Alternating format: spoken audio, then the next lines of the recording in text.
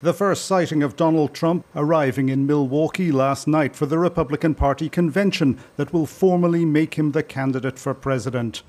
As he was doing so, his political rival was speaking to the nation from the Oval Office, appealing for an end to the hatred and aggression that's scarring politics here. My fellow Americans, I want to speak to you tonight about the need for us to lower the temperature in our politics. And to remember, while we may disagree, we are not enemies. We're neighbors, we're friends, co-workers, citizens, and most importantly, we're fellow Americans.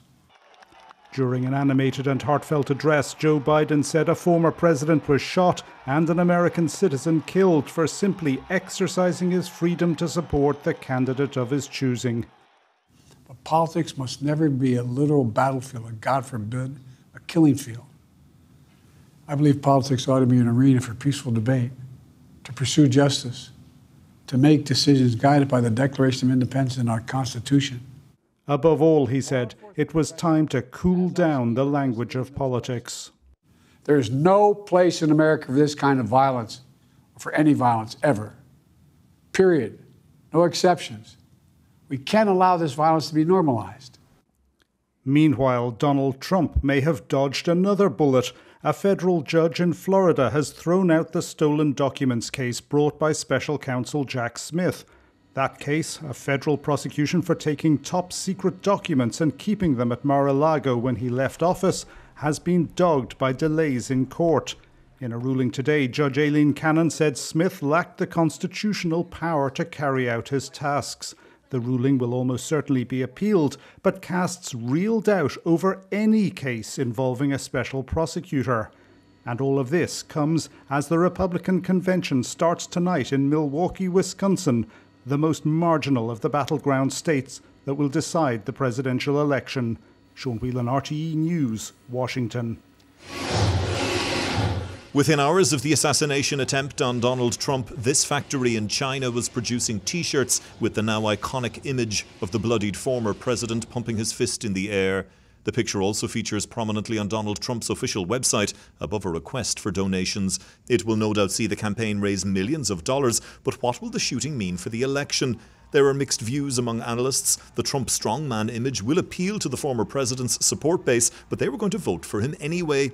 It may attract swing voters or Democrats concerned about Joe Biden's age, but others could be put off by the political violence, even though in this instance it was Donald Trump who was the victim. If there is a bump in the polls, it could be short-lived. It'll be hard to distinguish any bump that Trump might get from this event, any sort of short-term or longer-term kind of rallying effect around him from a campaign rally effect. That'll be one thing that'll be difficult to distinguish. And the convention bump is real, and often it sort of fades off, but has some lasting impact.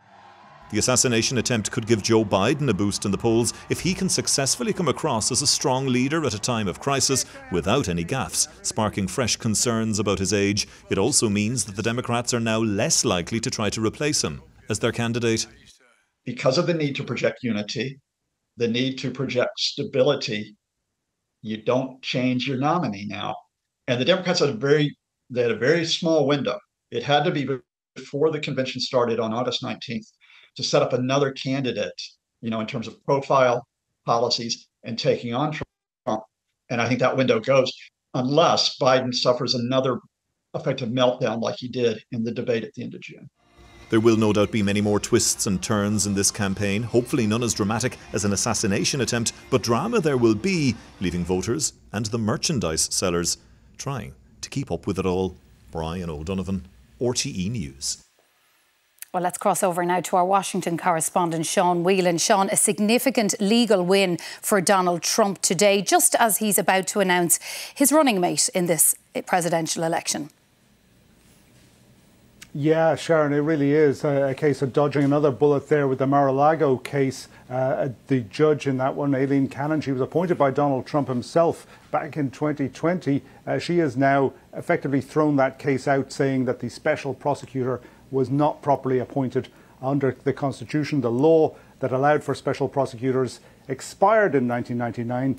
They've been using an executive order ever since as the basis, the legal basis for appointments. But that throws into doubt other appointments like Robert Mueller, the guy who investigated Russian interference in the election process here in America. Robert Hur, the special prosecutor who investigated Joe Biden, concluded that he wasn't going to bring a case because the president's memory probably wouldn't be up to the rigors of a court case. Possibly other special counsel as well. The same argument has been made against the special counsel that's been investigating Hunter Biden, for example. So a big rock in the pond today on the issue of special prosecutors, that coming on top of the ruling by the Supreme Court about presidential immunity, which was also considered to be a very big win for President Trump, former President Trump, as he goes forward in his campaigns, effectively stalling most if not all of the court cases that are pending against him, including a federal case here in Washington, D.C. about election interference and the January